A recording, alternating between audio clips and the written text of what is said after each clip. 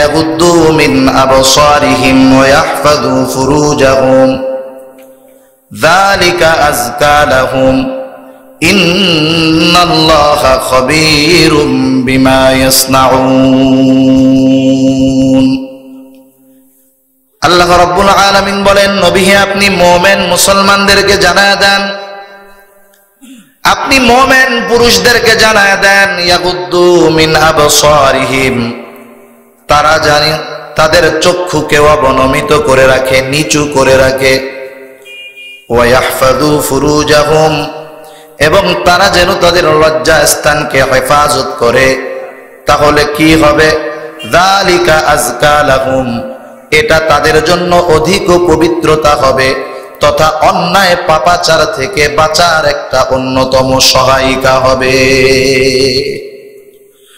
পুরুষ অধিকাংশ ক্ষেত্রে গুনার মধ্যে জড়ায় যে ইফটিজিং করে, ইফটিজিং। এই ইফটিজিং কোনদিন এরকম শুনছেন নাকি কোন অন্ধ মানুষ কোন সুন্দরী একটা মেয়েকে ইফটিজিং করছে? শুনছেন? শুনছেন কোনদিন? কেন? কারণ এর দৃষ্টিশক্তি নাই, ওই নারীর সৌন্দর্য দেখার মতো যোগ্যতা ওর নাই, ও তো অন্ধ। আল্লাহ রাব্বুল আলামিন এই জন্য চোখের কথা আগে আনছেন। আল্লাহ তাআলা চক্ষুকে অবনমিত করতে বলেছেন। রাসূলুল্লাহ সাল্লাল্লাহু আলাইহি ওয়াসাল্লাম বলেন, সাহাবায়ে কেরাম একদিন রাস্তার মধ্যে বসে আছেন, আল্লাহর নবী বলেন, তোমরা এইভাবে রাস্তায় বসবা না, এতে করে মানুষের চলাচলের বড় কষ্ট হয়, অসুবিধা হয়। সাহাবারা বলল, ইয়া রাসূলুল্লাহ, আমাদের তো এই জায়গায় অনেক সময় বাধ্য হয়ে বসা লাগে, কি করব তাহলে? আল্লাহর নবী বলেন, তোমাদের যদি অপারগতার কারণে রাস্তার পাশে বসতেই হয়, তাহলে তোমরা রাস্তার হকগুলা আদায় করবা। রাস্তার হকটা কি? আমরা রাস্তায় চলি, তাহলে রাস্তায় চলারও হক আছে, ঠিক কিনা? রাস্তায় কিভাবে চলতে হবে আল্লাহর নবী বলেন, এক নাম্বার, রাস্তায় যখন চলবা তোমরা তোমাদের চোখগুলাকে নিচের দিকে দিয়ে দিয়ে চলবা। আকাশের দিকে তাকায় তাকায় যদি চলো সমস্যা, নিচের দিকে না দিয়ে সামনের দিকে যদি তাকায় চলো তাও সমস্যা। সেজন্য রাস্তায় হাঁটার সুন্নাত তরিকা হলো নিচের দিকে নজর দিয়ে চলা, ডান দিক দিয়ে চলা। এবং আল্লাহর নবী বলেন, রাস্তায় যাদের সাথে দেখা হবে তাদের সাথে সালাম বিনিময় করবা, রাস্তার মধ্যে কষ্টদায়ক জিনিস ফালাবা না। এইরকম কয়েকটা হক আছে রাস্তার। তাহলে রাস্তায় যদি চলতে হয়, রাস্তায় চলার অন্যতম আদব হলো চক্ষুকে নিচের দিকে রেখে রেখে চলা। কত সুন্দর ইসলাম! রাসূলুল্লাহ সাল্লাল্লাহু আলাইহি ওয়াসাল্লাম বলেন, তোমরা আমাকে দুইটা জিনিসের গ্যারান্টি দাও, আমি নবী তোমাদেরকে জান্নাতের গ্যারান্টি দিব। আল্লাহ তাআলা মুমিনকে বলছে, মুমিন তুমি তোমার চোখের হেফাজতের সাথে সাথে লজ্জাস্থানেরও হেফাজত করো।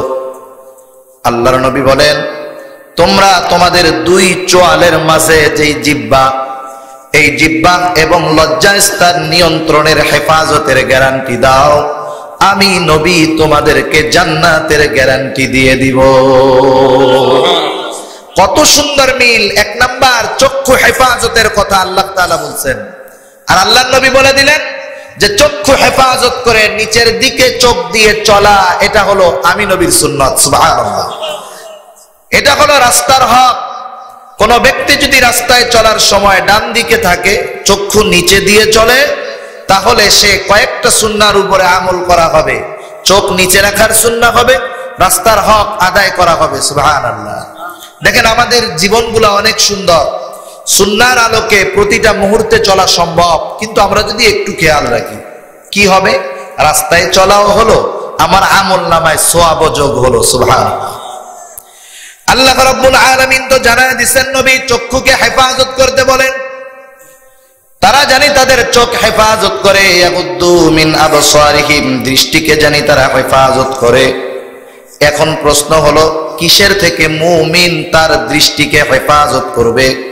এক নাম্বার, মুমিন ওই সব নারীর থেকে তার নজরকে হেফাজত করবে যেই সমস্ত নারীর দিকে তাকানো তার জন্য হারাম। গায়ের মাহরাম যত মেয়ে আছে, নারী আছে, এদের দিকে তাকানো পুরুষের জন্য।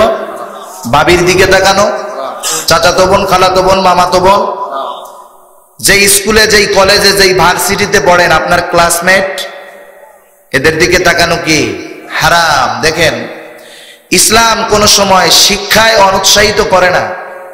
আজকে তো কিছু বদমাইশ ইসলামের দুশ্মন, এরা হক্কানি উলামায়ে কেরামের বক্তব্য এবং কোরআনের নির্দেশনাকে বিকৃত করে মানুষের সামনে উপস্থাপন করে মানুষের অন্তর থেকে ইসলামের এবং উলামায়ে কেরামের মহব্বত তুলে দিতে চায়। ঠিক কিনা বলেন?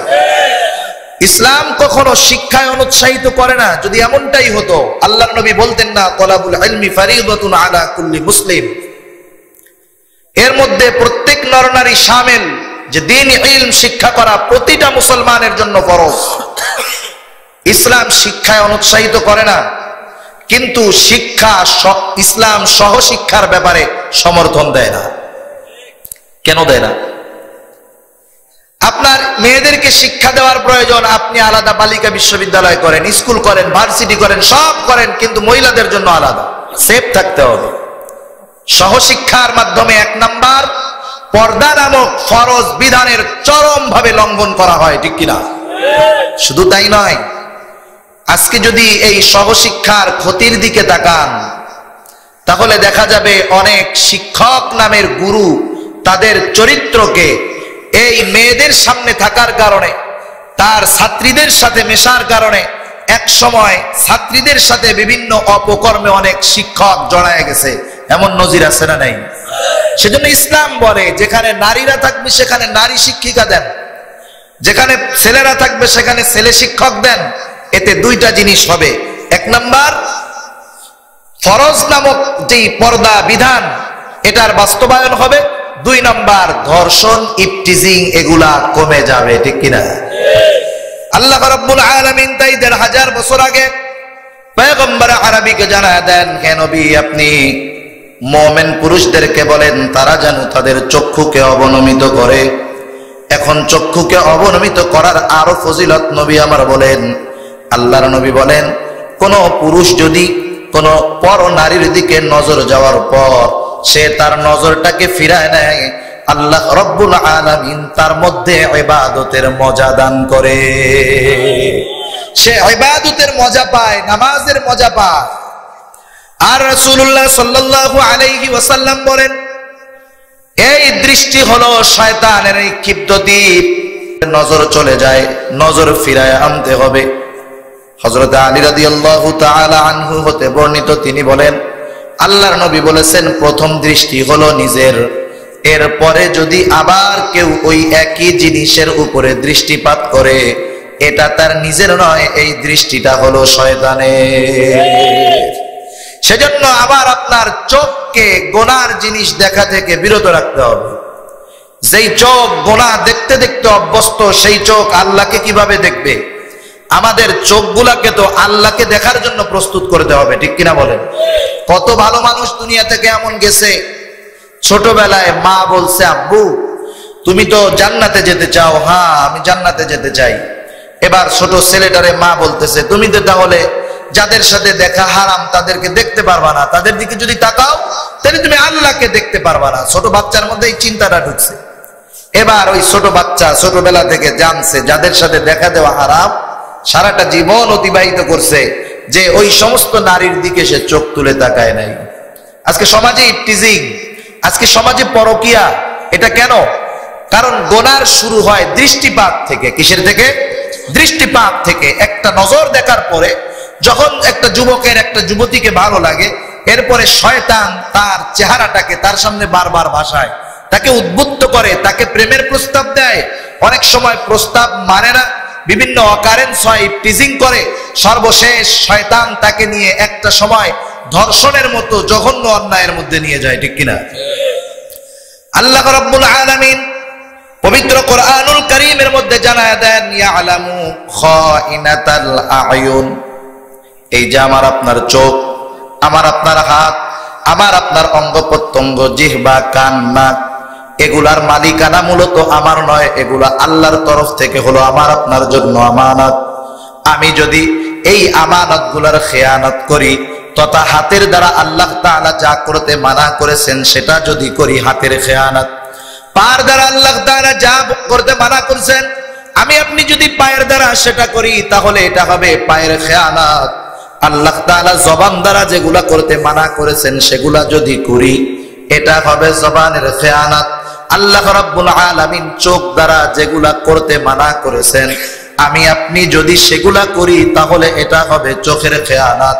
আর আল্লাহ তাআলা জানায় দেন, এ দুনিয়ার মুসলমানেরা শুনে নাও, চোখের দ্বারা তুমি গুনাহ করো, চোখের খেয়ানত করো, ইয়ালামু খাইনাতাল আয়ুন, আল্লাহ রাব্বুল আলামিন তোমার চোখের খেয়ানত সম্পর্কে অবগত আছে। আমি আমার চোখের দ্বারা কেমন গুনাহ করতেছি আল্লাহ তাআলা জানেন। জানেন কি জানেন না? আপনি রাতের বেলায় মোবাইলে চালায় দিয়েছেন ইউটিউব, কি দেখতেছেন দুনিয়ার কেউ জানে না, জানেন কে? আল্লাহ রাব্বুল আলামিন জানেন। সেই জন্য আমাকে আপনাকে কিন্তু চিন্তা করতে হবে, এই চোখের দ্বারা যা করতেছি সব কিছু আল্লাহ তাআলার কাছে রেকর্ড হয়ে যাইতেছে, লুকানোর উপায় নাই।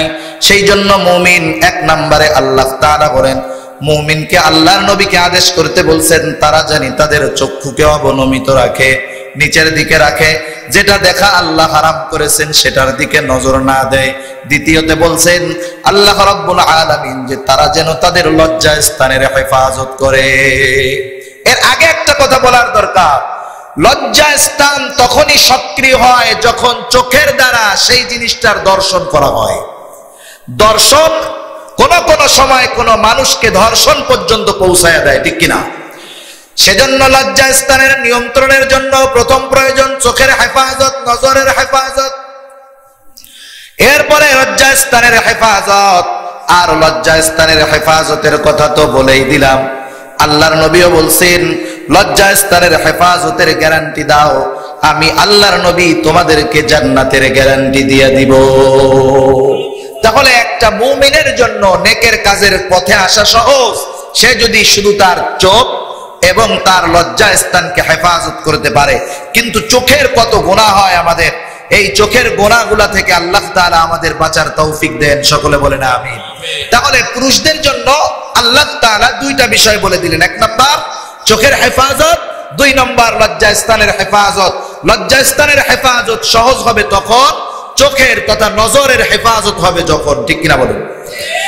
এবার নারীদেরকে উদ্দেশ্য করে আল্লাহ তাআলা বলতেছেন, যদিও এই আয়াতটাই নারীদের জন্য উপদেশ হিসাবে যথেষ্ট ছিল, কিন্তু দ্বিতীয়তে আবার একই কথার পুনরুল্লেখ করার মাধ্যমে নারীদেরকে বিশেষভাবে আল্লাহ রাব্বুল আলামিন বলতেছেন, নবী আপনি মুমিন নারীদেরকেও জানায় দেন, وَقُلْ لِلْمُؤْمِنَاتِ يَغْضُضْنَ مِنْ أَبْصَارِهِنَّ وَيَحْفَظْنَ فُرُوجَهُنَّ।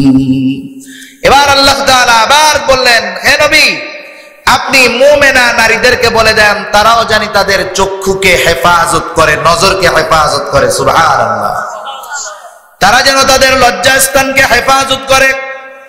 তাহলে এই বিষয়টা তো মোটামুটি ক্লিয়ার হয়ে গেল, পুরুষ নারীকে দেখতে পারবে না, নারী পুরুষকে দেখতে পারবে না, যাদেরকে দেখা দেওয়া হারাম, দেখা হারাম, এমন নারী পুরুষ একে অপরকে দেখতে পারবে না। শুধু তাই নয়, আল্লাহ রাব্বুল আলামিন কোরআনুল কারীমের মধ্যে আরেক জায়গায় জানায় দেন যে নারীদের কণ্ঠ এটাও কিন্তু সতরের অন্তর্ভুক্ত। কারণ দেখেন অনেক পুরুষ অনেক নারীর কণ্ঠসুরে পাগল হয়ে কত ধোকাই না পড়েছে। এক এলাকায় এক নারীর সাথে ফোনে কথা শুরু করছে, রং নাম্বারে ফোন গেছে, মিস কল আসছে। তখন তো আর এরকম ভিডিও কলের ব্যবস্থা ছিল না প্রাথমিক যুগে, 300 টাকার কার্ড বললে 40 মিনিট না 45 মিনিট। একজনের সাথে কথা শুনে আকৃষ্ট হয়ে গেছে, আকৃষ্ট হয়ে ফোনে কথা শুরু করে দিয়েছে। এক ব্যবসায়ীর ছেলে, মুদির দোকানদার বাপ, যখন প্রেমের আলাপ জমে কখন যে রাত শেষ হয়ে ফজরের আজান হয় টেরও পাওয়া যায় না। আজকে আমাদের যুবক ভাই যারা আছে অনেক, সবাই না তো, সবাই তো এরকম না, সবাই না, কিছু মানুষ আছে যুবক, রাত জায়গা ফোনে কথা বলতে বলতে ইউটিউব দেখতে দেখতে চুপা এমন অবস্থা ওর বাপের চাইতে ওরে বুড়া লাগে, আছে না নাই? সেজন্য একটা মানুষের শারীরিক সুস্থতার জন্য দৈনিক 6 থেকে 8 ঘন্টা ঘুমের প্রয়োজন। দেখেন এশার থেকে নিয়ে ফজর এই সময়টা কিন্তু 6 থেকে 8 ঘন্টা সময় পাওয়া যায়, যায় কি যায় না? গরমের দিনের হিসাব করেন আর শীতের দিনের করেন, দেখেন ইসলাম কত সুন্দর। আল্লাহ তাআলা রাতকে আমার আপনার জন্য নিদ্রার জন্য সৃষ্টি করেছেন। সেজন্য এই রাতে যদি আমি যথাযথ সময়ে ঘুমাই, আমি যদি এই সময়টাতে খারাপ কিছুর মধ্যে ব্যয় না করি, তাহলে আমার জন্য সুবিধা কি? আমার চেহারাও ভালো থাকবে, বিউটি পার্লারে যাওয়া লাগবে না। কিন্তু আমাদের যুব সমাজ গুনার কাজে যখন রাত ব্যয় করে, চেহারার নূর চলে যায়, চক্ষু কোটরের মধ্যে চলে যায়, চেহারার লাবণ্যতা নষ্ট হয়। কয়েকদিন পরে ওনারে 18 বছরের যুবক, ওনারে 70 বছরের বুড়ার মতো লাগে, ঠিক কিনা বলে? সেজন্য ঘুমাতে হবে। আর আমরা তো দিনই কাজ করি, আমরা কি রাত জাগি কি গুনার কাজ করতে গিয়া? দেখেন না, সেজন্য সারা রাত জাগবো, আজকেও রাত জাগবো, এর বড় চেহারা ঠিক আছে, ভাঙবে না। আর আপনারা তো ভালো মন্দ দাওয়াত করে খাওয়াইতেছেন, ভাঙবে কোত্থেকে? তা যাই হোক, এই ছেলেটা কথা বলা শুরু করে দিয়েছে। দৈনিক যদি তার 4-5 ঘন্টা কথা বলতে হয়, তার 3000 টাকার কার্ডের প্রয়োজন। 1 মাসের মাথায় বাপের ব্যবসা ফুটে যাওয়ার মতো অবস্থা। খোঁজ খবর নিয়ে জানতে পারলো ছেলেটা একটা মেয়ের প্রেমে পড়ছে, কিন্তু দেখে নাই। এবার কয়েকজন মিলা তাকে দেখতে গেছে, পরিবারের লোকজন সহ। বেশ কিছুদিন তো কথা হইছে। যখনই মেয়ে পক্ষের কাছে গেছে, মেয়ে দেখা তো পছন্দ হয় নাই, কণ্ঠ যেমন সুন্দর, দেখতে ওই রকম বিশ্রী আর কুশ্রী। এলাকার লোকজন ধৈর্য জোর করে বিবাহ দিয়ে দিছে। পরবর্তীতে সংসার টিকে নাই। একটা জিনিস কি বুঝলাম, এই কণ্ঠস্বরে পাগল হয়ে বিবাহ করলো, সম্পদ নষ্ট হলো, শরীর নষ্ট হলো, বিবাহ শাদীর পরে সম্পর্কও টিকলো না, জীবনে একটা দাগ পড়ে গেল, ঠিক কিনা বলেন? সেজন্য আল্লাহ রাব্বুল আলামিন তার হাবিবের স্ত্রীদেরকে উদ্দেশ্য করে কিছু কথা বলার দ্বারা সারা দুনিয়ার আগত অনাগত সব নারীদের জন্য এর মধ্যে শিক্ষা রেখে দিলেন। সুবহানাল্লাহ বলেন। আল্লাহ রাব্বুল আলামিন আল্লাহর নবীর স্ত্রীদেরকে উদ্দেশ্য করে বলেন, ইয়া নিসা আন-নবী লাস্তুন্না কা আহাদিম মিনান নিসা, হে নবীর পত্নীগণ, তোমরা কিন্তু সাধারণ অন্যান্য মহিলাদের মতো নও। আমাদের নবীর স্ত্রী এরা কিন্তু অন্যান্য মহিলাদের মতো নয়। কারণ আল্লাহর নবী দুনিয়া থেকে যাওয়ার পর আল্লাহ তাআলা ওনাদেরকে উম্মাহাতুল মুমিনিন ঘোষণা করে দিয়েছেন। ওনারা হলেন মুমিনদের মা। এই জন্য নবীর ওফাতের পরে নবীর কোন স্ত্রীর অন্য কোথাও বিবাহ বসার অধিকার ছিল না। ওনারাও জানতো, আর সাহাবারাও জানতো যে আল্লাহর পক্ষ থেকে এমন বিধান যে আল্লাহর নবীর স্ত্রী কেউ বিবাহ করতে পারবে না, তারাও কারোর সাথে বিবাহ বসতে পারবে না, হারাম। এরপরেও তাদেরকে উদ্দেশ্য করে আল্লাহ তাআলা বলেন, ইনিত্তাকাইতুন্না ফালা তাখদাউনা বিল কওল ফায়াতমাআল্লাযী ফী কলবিহি মারাদুন ওয়া কুল্লা কওলাম মা'রুফা। আল্লাহ রাব্বুল আলামিন বলেন, হে নবী পত্নীগণ, তোমরা কিন্তু অন্যান্য মহিলাদের মতো নয়। ইনিত্তাকাইতুন্না, তোমরা যদি আল্লাহ তাআলাকে ভয় করো, ফালা তাখদাউনা বিল কওল, তোমরা অপরিচিত কারো সাথে নরম সুরে কথা বলবা না। ফায়াতমাআল্লাযী ফী কলবিহি মারাদুন ওয়া কুলনা কওলাম মা'রুফা, কারণ কার অন্তরের মধ্যে কি আছে, বক্রতা আছে না কোন খারাপ চাহিদা আছে বলা যায় না। সেজন্য ওয়া কুলনা কওলাম মা'রুফা, তোমরা সবার সাথে সাদা সিধা স্ট্রেট ফরওয়ার্ড কথা বলবা, স্ট্রেট ফরওয়ার্ড কথা হবে। মনে করেন একটা পুরুষ একটা নাম্বারে ফোন দিয়েছে, রং নাম্বারে ফোন গেল। মহিলা যদি ফোন ধরার পরে রসাত্মক ভঙ্গিমায় কথা বলে, তাহলে কি হবে? এই পুরুষ পরবর্তীতে আর একটা প্রশ্ন করার জন্য জায়গা পেয়ে যাবে, ঠিক কিনা বলেন? আর যদি প্রথমেই রস কষ ছাড়া একটা বোমা মার্কা কথা ছেড়ে দেয়, ও কি করবো? ওরে বাবা, এই মহিলা না দজ্জাল, এটা ফোন রাইখা দিব আর জীবনেও ফোন দিবে না। কিন্তু আমাদের অধিকাংশ ক্ষেত্রে যেমনটা হয়, মানুষে বলে শুনি, মহিলারা ফোনে কথা বলবে মিষ্টি সুরে তার স্বামীর সাথে, কারণ স্বামীর সাথে মিষ্টি সুরে কথা বলবে এটাও তার জন্য ইবাদত। সুবহানাল্লাহ বলেন। সে স্বামী যখন বারবার ফোন দেয় অফিস থেকে, স্বামীর বারবার ফোন আসার পরে সে কিন্তু বিরক্ত হয়ে যায়, এতবার ফোন দাও কেন, বাসায় আসছি না, বাইগা গেছি নাকি, পোলাপান আছে তো, এত জ্বালাও কেন ফোন দিয়া। স্বামী বেচারা প্রতিবার ভালোবাসা নিয়ে ফোন দেয়, যখন এরকম বোমার আঘাত আসে বেচারার কষ্ট লাগে না? এই ফাঁকে স্বামীর এক বন্ধু ওনার নাম্বারে ফোন দিছে, এবার ফোন দিয়ে ধরে কয়, হ্যালো ভাই, কি খবর, আপনি কেন বাসায় আসেন না, আমাদেরকে তো ভুলেই গেছেন। মানে আলট্রা মডার্ন ল্যাঙ্গুয়েজ শুরু হয়ে যায় তখন। অথচ এইরকম সুন্দর শব্দকে বাঁকা করে কথা বলা, বুঝেন নাই? এখন দেখবেন সমাজের মধ্যে বাংলা ভাষার বিকৃতিটা কিভাবে হয়েছে। আপনার শব্দ যেটা, এটার উচ্চারণ করা হয় না, বলে আমরা করছি, আমরা করি। শব্দ কি বলে?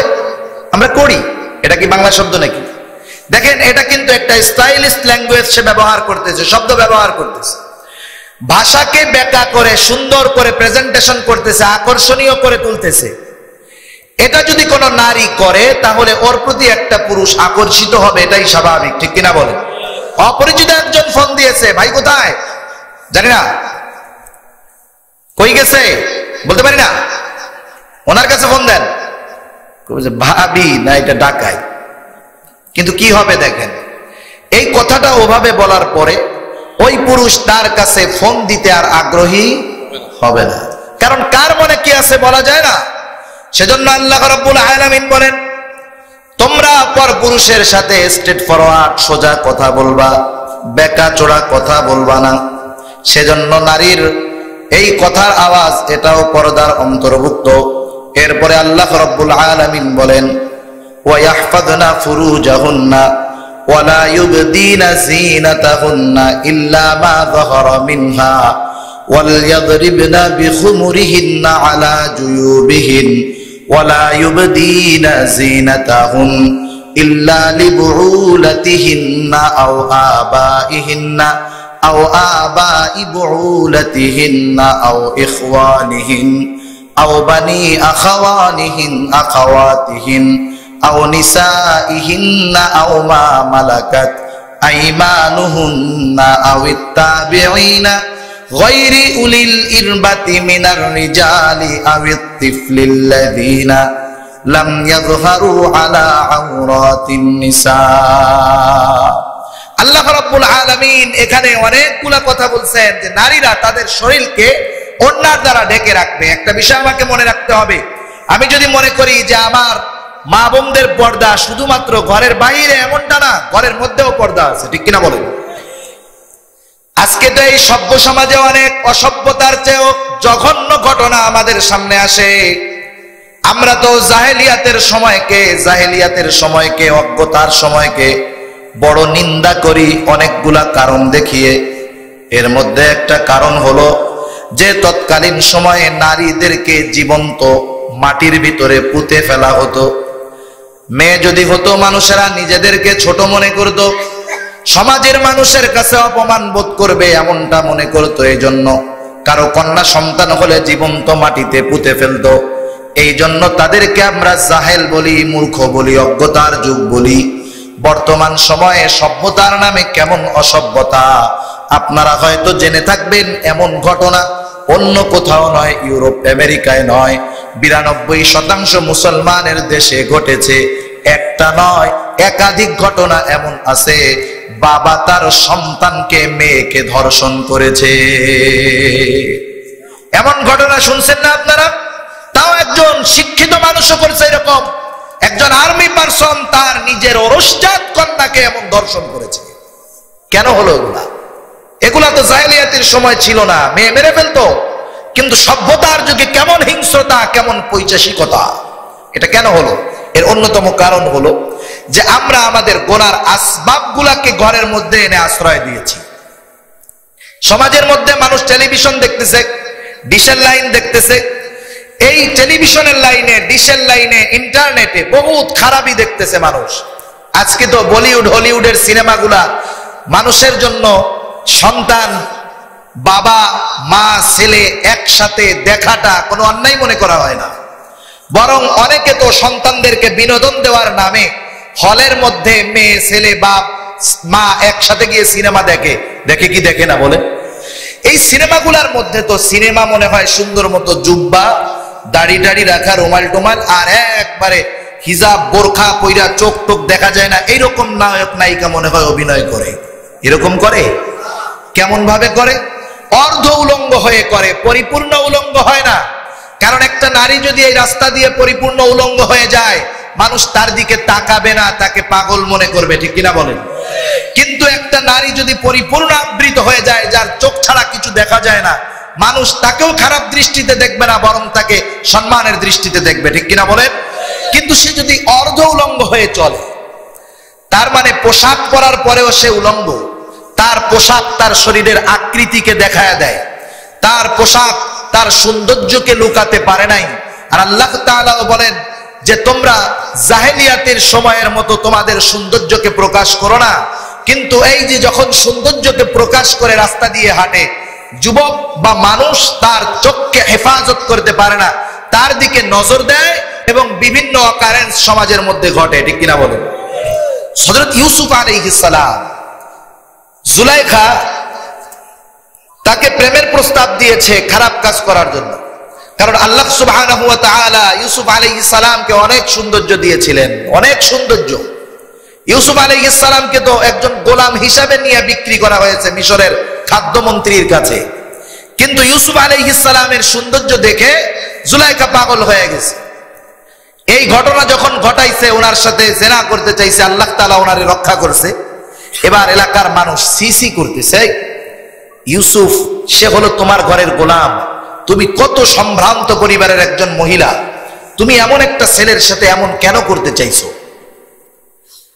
এইবার ইউসুফ আলাইহিস সালাম কেমন সুন্দর, কেন করতে চাইছে এটা বোঝানোর জন্য একদিন সব মহিলাদেরকে দাওয়াত দিয়েছে জুলাইখা। সবার হাতে এক হাতে ফল আর এক হাতে ছুরি। তাদেরকে বলা হলো যখন তোমাদেরকে বলা হবে ছুরি দিয়া ফল কাটো, তখন কাটবা।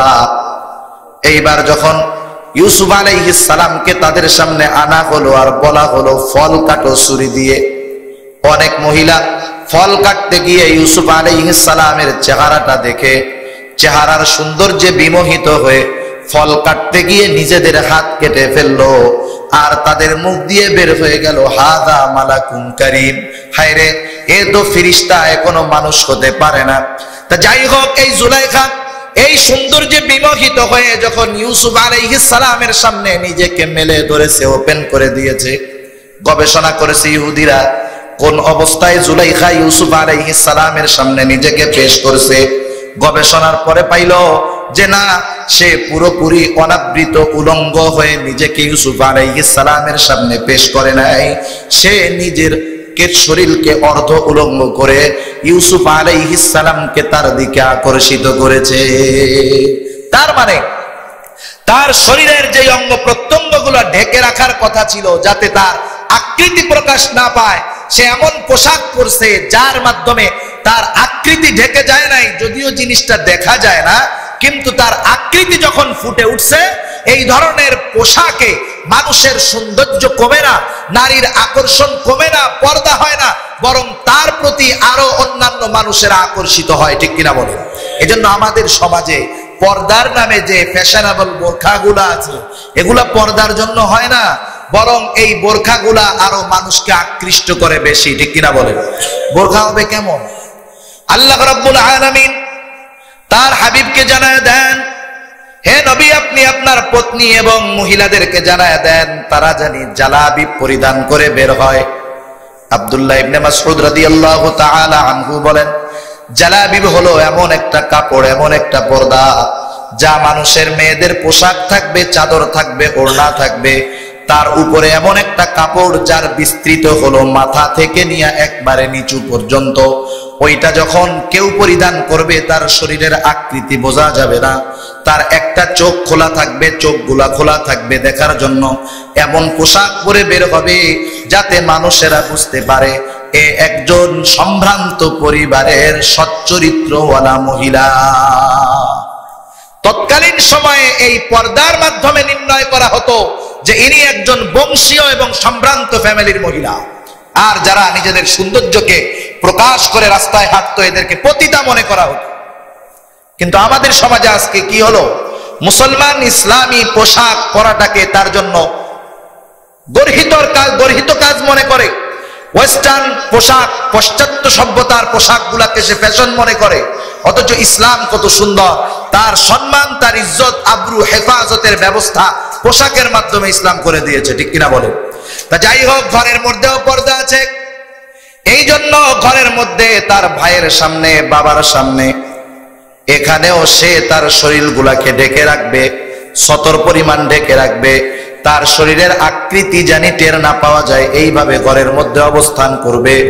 ওড়না দিয়ে রাখবে, শরীরগুলা ঢেকে রাখবে। আর বাহিরে যখন বের হবে, পুরা শরীরটাকে সে আবৃত করে বের হবে। পর্দা নিয়ে তো অনেকে অনেক সমস্যার কথা বলতেছে। কেউ বলতেছে মুখটা খোলা রাখা যাবে, কেউ বলতেছে মুখ খোলা রাখা যাবে। এখন বলেন, আল্লাহ বলেন ওয়ালা ইউবদিনা জিনাতাহুন্না, আল্লাহ তাআলা সৌন্দর্য প্রকাশ করতে মানা করলেন। মানুষের সৌন্দর্যের মূল কেন্দ্রবিন্দু হলো তার ফেস। কি বলেন? তার চেহারা হলো সৌন্দর্যের কেন্দ্রবিন্দু। এখন এটাকে যদি আপনি খোলা রেখে বের হন, তাহলে আপদের চাইতে বিপদের সম্ভাবনা বেশি। এজন্য অধিকাংশ মুফাসসিরে কোরআন, অধিকাংশ মুফাসসির, ওনাদের মত তো এটাই। এবং সূরা আহজাবের আয়াতে স্পষ্ট যেই বিধান যে নারী শরীয়ত সম্মত পর্দা হবে, তখন শুধু চোখ ছাড়া তার পুরা শরীরকে ঢেকে রাখতে হবে, এমন ভাবে যেন তার শরীরের কোনো আকৃতি টের পাওয়া যায় না। কেউ যদি বোরকা পরে টাইট ফিট, মুখ যদি পুরো ঘিরে রাখে, এতেও পরিপূর্ণ পর্দা হলো না, কারণ তার শরীরের অন্যান্য অঙ্গ প্রত্যঙ্গ, পোশাক তার আকৃতিকে ঢেকে রাখতে পারে নাই। সেজন্য নারীরা এমন পোশাক পরবে। আর এটা হলো সম্ভ্রান্ত মহিলাদের পোশাক, হলো পর্দা। সম্ভ্রান্ত মহিলাদের পোশাক হলো এই শরীয় সম্মত পর্দা।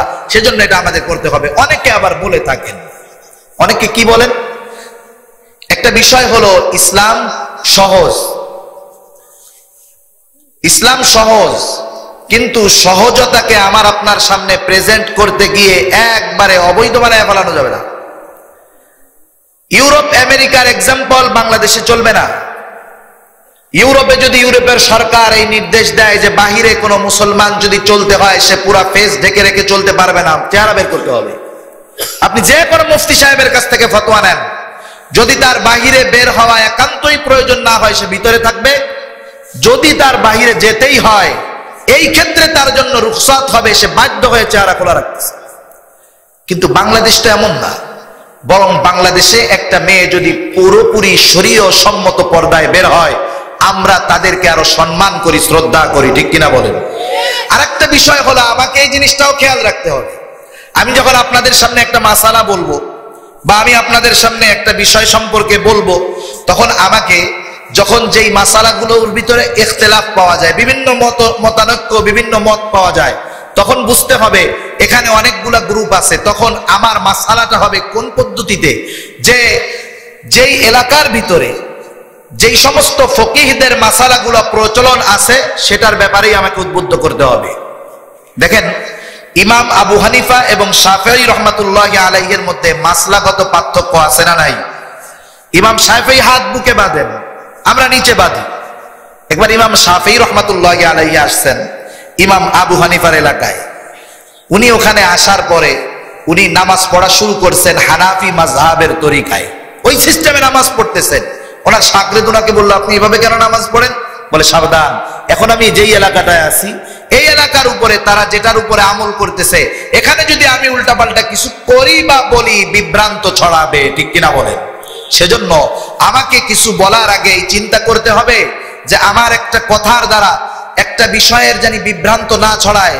সেজন্য আমাকে কথা বলার আগে এটা চিন্তা করতে হবে যে এখন শুধু মাইকে আর কানে যায় না, একটা কথা বলার সাথে সাথে মিডিয়া ক্যাচ করে, এবং এই বিতর্কিত কথাগুলাই মানুষের মধ্যে বেশি আলোচিত, সমালোচিত হয়, ঠিক কিনা বলেন?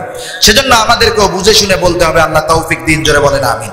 তাহলে নারীরা তাদের সৌন্দর্যকে প্রকাশ করবে না, কারণ হাদিসের মধ্যে আসছে আন-নিসাউ আওরাতুন, নারী হলো ভিতরে থাকার বস্তু, লুকায় রাখার বস্তু। কেন?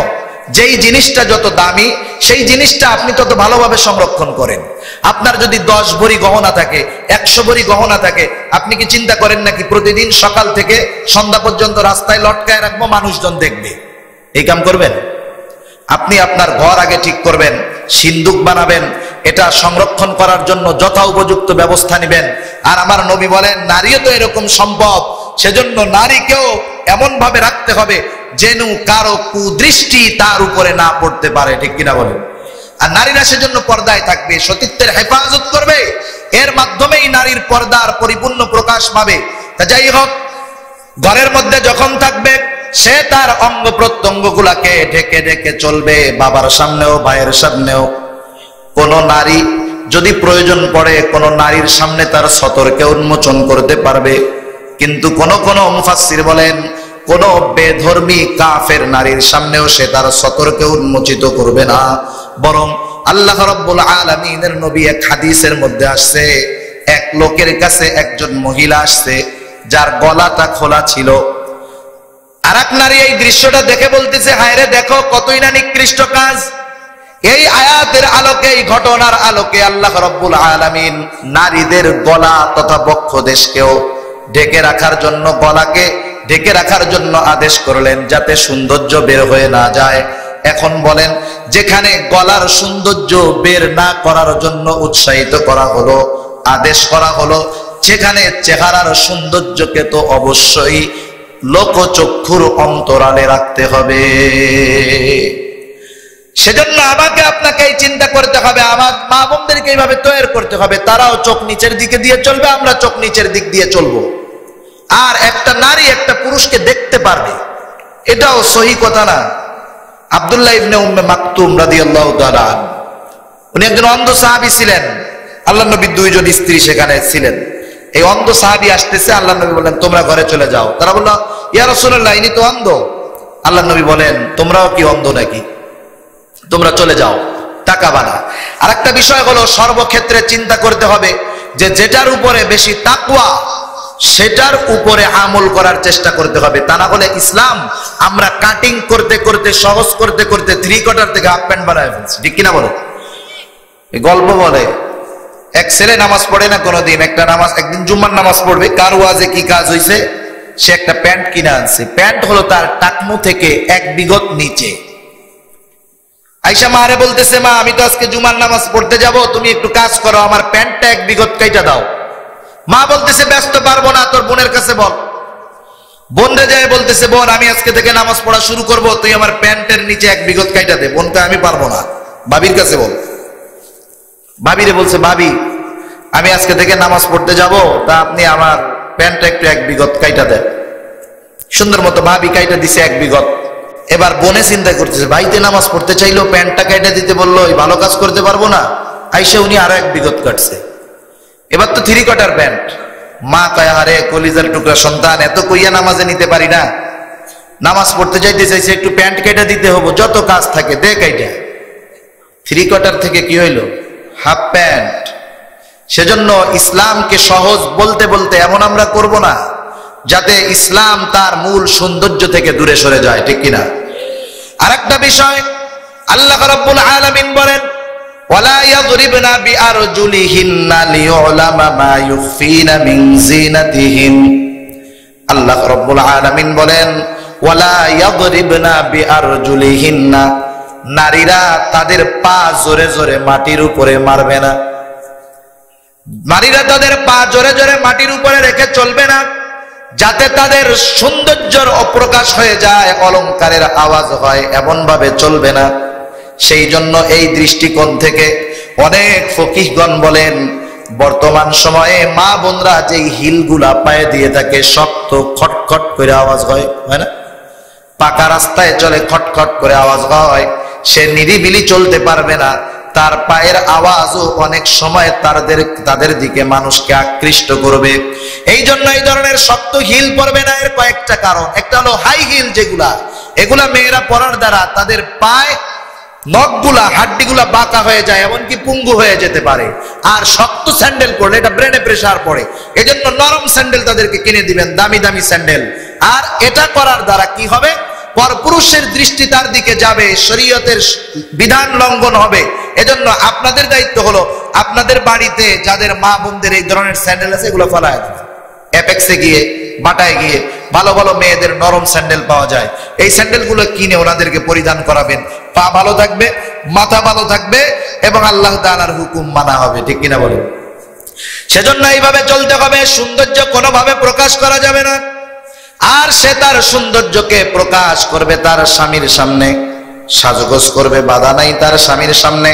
কিন্তু আমাদের সমাজের অধিকাংশ মা বোনেরা তাদের সৌন্দর্য প্রদর্শন করে বাহিরে, আর ঘরের চাকরানির মতো চেহারা রাখে তার স্বামীর সামনে। এজন্য নবী রহমত মুহাম্মদুর রাসূলুল্লাহ সাল্লাল্লাহু আলাইহি ওয়াসাল্লাম যখন কোথাও থেকে ফিরতেন, সফর থেকে ফেরার পরে প্রথম মসজিদে অবস্থান করতেন। সাহাবাদেরকেও বলতেন, তোমরা প্রথম মসজিদে অবস্থান করবা, বাসায় খবর পাঠাবা যাতে করে তোমাদের স্ত্রীরা পরিষ্কার পরিচ্ছন্ন হয়ে থাকতে পারে, সেজে গুজে থাকতে পারে। এরপরে তোমরা বাসায় যাবা, কারণ সফরের ক্লান্তি। এরপরে যদি তুমি হঠাৎ করে বাসায় গিয়ে দেখো তোমার বউ না, এটা কাজের বুয়া, তখন তোমার ভালো লাগবে না, প্রশান্তি আসবে না।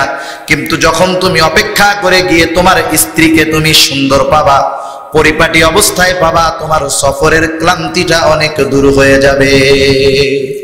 আর নারীরা যখন স্বামীর সামনে এইভাবে সাজুগুজু করবে, এতে তার আমল নামায় সওয়াব লেখা হবে। সুবহানাল্লাহ বলেন। ওই নারী জান্নাতি, সে যদি ইমানদার হয়, যার উপরে তার স্বামী সন্তুষ্ট, সে যদি মারা যায়, তার উপরে যদি তার স্বামী সন্তুষ্ট থাকে, ওই নারী জান্নাতি। সুবহানাল্লাহ বলেন। সেজন্য এই সৌন্দর্য প্রকাশ করতে হবে নারীর পুরুষের সামনে, যে তার স্বামী। আরেকটা বিষয় খেয়াল রাখতে হবে, কোন নারীর জন্য বাহিরে যখন বের হবে সুগন্ধি ব্যবহার করা, এটা তার জন্য অনুমতি নাই। রাসূলুল্লাহ সাল্লাল্লাহু আলাইহি ওয়াসাল্লাম জানিয়ে দিয়েছেন, কোন নারী সুগন্ধি বা আতর ব্যবহার করে একাকী বাহিরে যাবে না, ঘরে ব্যবহার করবে। কারণ রাসূলুল্লাহ সাল্লাল্লাহু আলাইহি ওয়াসাল্লামের মানা। কিন্তু আমাদের সমাজে কি হয়, বিদেশ থেকে স্বামীতে সেন্ট পাঠায়, এইটি লাগায় লাগায় বাইরে যায়, যায় কি যায় না? এ কাজটা করা যাবে না। নারী এভাবে সুগন্ধি ব্যবহার করবে না, ঘরের মধ্যে করবে। দেখেন, নারী সুগন্ধি ব্যবহার করবে, নারীর গায়ের ঘ্রাণ এটা পর্যন্ত পর্দার অন্তর্ভুক্ত হয়ে গেছে। সেজন্য সে তাকে আবৃত করে রাখবে, সৌন্দর্যকে লুকায় রাখবে, স্বামীর সামনে প্রকাশ করবে। এতে আল্লাহ রাব্বুল আলামিন তার পরিবারের মধ্যে, তার জীবনের মধ্যে শান্তি দান করবেন, ঠিক কিনা বলেন? এজন্য আমাদের এটা খেয়াল রাখার বিষয়। আমরা আমাদের মা বোনদেরকে দিয়ে পর্দা করাবো। পর্দা কঠিন কোনো বিষয় না, কিন্তু পাশ্চাত্য সভ্যতার মানুষ, এরা হলো ক্যারেক্টার লুজ। এরা কখনো চাবে না যে মুসলমানের মেয়ে পর্দার ভিতরে থাকুক, ঠিক কিনা বলেন? এরা চাবে না। কোন শিয়াল কখনো চায় না যে কোনো মুরগি পর্দার মধ্যে থাকুক, খাঁচার মধ্যে থাকুক। এই শিয়াল কি চায়? শিয়াল চায় না। কিন্তু বাড়ির মালিক, সে তো মুরগির কল্যাণকামী, সেজন্য সে মুরগির হেফাজত করে রাখে। আমার আপনার মা বোনদেরকে এই জন্য পর্দা করাতে হবে।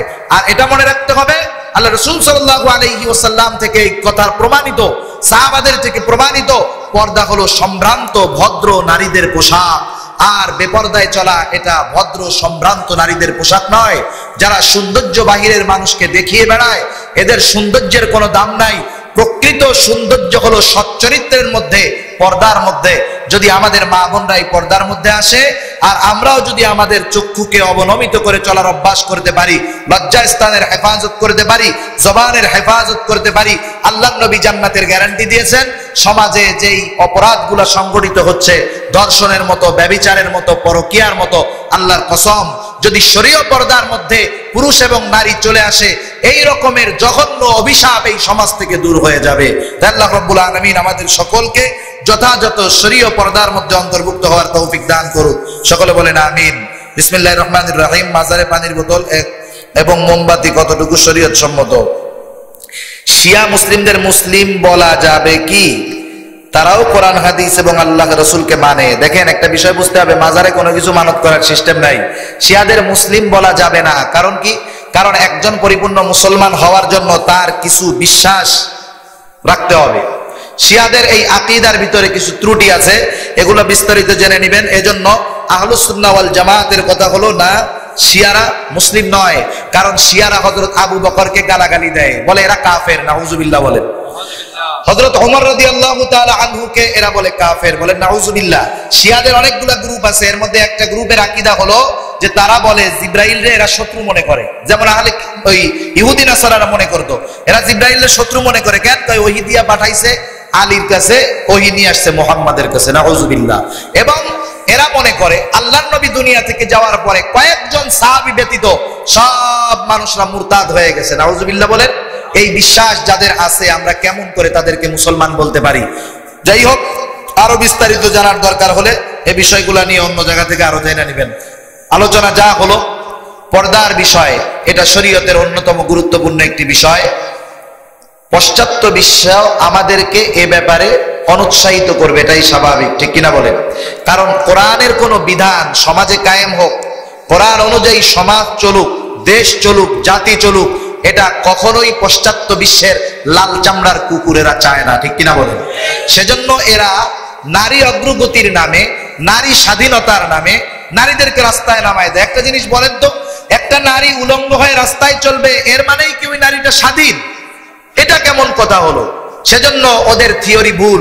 এই ভুল থিওরি গুলো আমাদের সরল মনা মানুষের সামনে প্রচার করে এগুলাকে তাদের মগজের ভিতরে ঢুকিয়ে ইসলামের আইনের প্রতি অনুৎসাহিত করার ধান্দা চলতেছে। দেখেন না কি করতেছে? মতিঝিল আইডিয়াল স্কুলে ওড়না মানা করতেছে, ওড়নার জন্য অনুৎসাহিত করতেছে। কেন? যেখানে কোরআন বলল তুমি ওড়না দিয়ে তোমার শরীরকে ঢেকে রাখবা, সেখানে এরা ওড়নার ব্যাপারে এত খোঁচাখুচি কেন? এটা তো আমরা বুঝলাম না। এই সমস্ত জানোয়ার গুলা কিছু কিছু সময়ে চেতে উঠে। দেখেন অস্ট্রেলিয়ায় পানি নষ্ট হচ্ছে, এর নামে 10,000 উট হত্যা করা হয়েছে। কয় হাজার? অথচ এই কুকুরগুলা যখন কোরবানির সময় আসবে দেখবেন এরা কত পশু প্রেমী হয়ে যায়, ঠিক কিনা বলেন? কত নাস্তিক গুলা লেখে যে এই যে পশু হত্যা, এটা বন্ধ করা উচিত। এই কুড়কুড়ি উনাদের কোরবানির সময় চেতে। আমি এই কুকুরগুলাকে বলি, ওরা তো কুকুরের চাইতে খারাপ, যে তোরা এই যে 10,000 উটকে শুধু শুধু হত্যা করা হলো, কোন কারণবিহীন হত্যা করা হলো, একটা বাহানা। উট থাকলে নাকি ওদের পানি অপচয় বেশি হয়, অথচ এই ব্যাপারে কোন টু শব্দ পর্যন্ত এই লাল কুত্তার চামড়ারা মানবতাবাদীরা এরা কিন্তু করে নাই। করছে? শুনছেন? তাহলে দেখেন ওরা আমাদের ইসলামের এক একটা বিধান নিয়ে ইসলামের বিধানগুলোকে কটাক্ষ করা এবং সমাজে নারীদেরকে রাস্তায় বের করার একটা ধান্দা খুঁজতেছে। কারণ কি? কারণ হলো একটা নারী যদি দিনদার হয়, একটা নারী যদি পর্দানিশীল হয়, আল্লাহ তাআলা যদি তার এক জায়গায় ভালো বিবাহের বন্দোবস্ত করে দেয়, ওই দিনদার পর্দানিশীল নারী যদি একটা সন্তান দুনিয়ায় আনতে পারে, আসতে পারে, ওর মধ্যে আল্লাহ যদি দেয়, আশা করা যায় এই বাচ্চাটার মধ্যে ইসলামের, কোরআনের, রাসূলের মুহাব্বত থাকবে, ঠিক কিনা বলেন? কিন্তু যেই নারী আধুনিক হবে, আল্ট্রা মডার্ন হবে, বেপর্দায় চলবে, স্বাভাবিক তার চিন্তাধারা হবে আমার ছেলেটারে এইটা বানাবো সেইটা বানাবো, দ্বীনের মুহাব্বত থাকবে না। ওরা চিন্তা করে এই কারণে ইসলামের শক্তি কমে যাবে। আসলে ওরা যত ষড়যন্ত্র করুক না কেন, আমাদের বাংলাদেশের বিশেষ করে মুসলমান যারা, মা বোন যারা, এনারা ইবাদতে ত্রুটি হতে পারে কিন্তু দ্বীনের প্রতি ওনাদের মুহাব্বত আছে, ঠিক কিনা বলেন? সেজন্য অনেক মা বোন আছে পরিবেশের কারণে, সমাজের কারণে বা অসুবিধার কারণে, সুযোগ না থাকার কারণে পর্দা করতে পারে না। সেজন্য আমাদেরও উচিত আমাদের মা বোনদেরকে পর্দায় থাকার ব্যবস্থা করে দেওয়া। আপনারা আমরা যদি আমাদের মা বোনদের পর্দায় রাখার পরিপূর্ণ ব্যবস্থা করতে পারি, এখনো আমার মনে হয় লক্ষ লক্ষ মা বোন আছে যারা নির্দ্বিধায় শরীয় সম্মত পর্দায় থাকতে প্রস্তুত, ঠিক কিনা বলেন? কিন্তু অনেক ক্ষেত্রে কিন্তু আমরাই পারি না। অনেক জায়গায় হয় বেটা নামাজ পড়ে কিন্তু ওর বউরে পুকুর থেকে পানি আনতে পাঠায়, আছে না নাই? কেন? আপনি যদি এই এক বালতি পানি আপনার স্ত্রীকে এনে দেন, আপনার সম্মান কমে যাবে? কমবে? কমবে না। রাসূল সাল্লাল্লাহু আলাইহি ওয়াসাল্লাম গৃহস্থলী কাজে তার স্ত্রীকে সহযোগিতা করছেন। আল্লাহর নবীর তলোয়ার শুধুমাত্র যে জিহাদের ময়দানে চলছে এমনটা নয়, আল্লাহর নবীর তলোয়ার তো এমন তলোয়ার, আল্লাহর নবী জিহাদের ময়দান থেকে আসছেন। আয়েশা সিদ্দিকা রাদিয়াল্লাহু তাআলা আনহা জিজ্ঞাসা করতেছেন, আয়েশা খিদা লাগছে, রান্না হইছে? না ইয়া রাসূলুল্লাহ, এখনো তরকারি কাটা হয় নাই। আল্লাহর নবী তরবারি কাঁধ থেকে তখনও নামান নাই। এখন যখন শুনলেন তরকারি হয় নাই, নবী এবার কাঁধ থেকে তলোয়ার নামিয়ে সেই তরবারি দিয়ে আয়েশা সিদ্দিকা রাদিয়াল্লাহু তাআলা আনহাকে তরকারি কেটে দিয়েছেন। সুবহানাল্লাহ বলেন। সেজন্য মা বোনদেরকে পর্দায় চালাতে হলে, পর্দায় রাখতে হলে আমাদের যথেষ্ট সহযোগিতা তাদের করার প্রয়োজন, ঠিক কিনা বলেন? সেজন্য আমরা তাদের সহযোগিতা করব, তারা জানি দ্বীনের উপরে চলতে পারে। আমরা তাদের কাজ হালকা বানায় দিব। আমরা আমাদের স্ত্রীদেরকে আমরা ঘরের দাসী মনে করব না। আমরা তো স্ত্রীদেরকে আমাদের ঘরের দাসী মনে করি। অনেকে তো এই কারণেই বিবাহ করে বলে তোর মা বাবার তুই ছাড়া কেউ নাই, রান্না করে কে খাওয়াবে, একটা বিবাহ কর। করে কি করে না? এই মেয়ের আপনি দাসী হিসাবে কেন আনবেন? সেজন্য এমনটা আমাদের জানি না হয়। বিবাহ যারা করব, দাসী হিসাবে, কাজের লোক হিসাবে করব না। তার যতটুকু সহযোগিতা করার দরকার করব। তার সহযোগিতার জন্য যদি লোক রাখার অ্যাবিলিটি থাকে সেটা রাখবো। তাকে দ্বীনের পথে চলার জন্য সুযোগ করে দিব। আমি যদি তার প্রতি ইহসান দেখাই, সদয় দেখাই, আশা করা যায় তাকে যদি রিকোয়েস্ট করি তুমি এইভাবে চলো, আশা করা যায় সে আমার কথা মতো চলবে। ঠিক কিনা বলেন? আল্লাহ রাব্বুল আলামিন আমাদের সকলকে কথাগুলো বুঝবার এবং আমল করবার তৌফিক দান করুক। সকলে বলেন আমিন। দেন সভাপতি সাহেব দেন তাড়াতাড়ি ভাই, 1টা বাজে।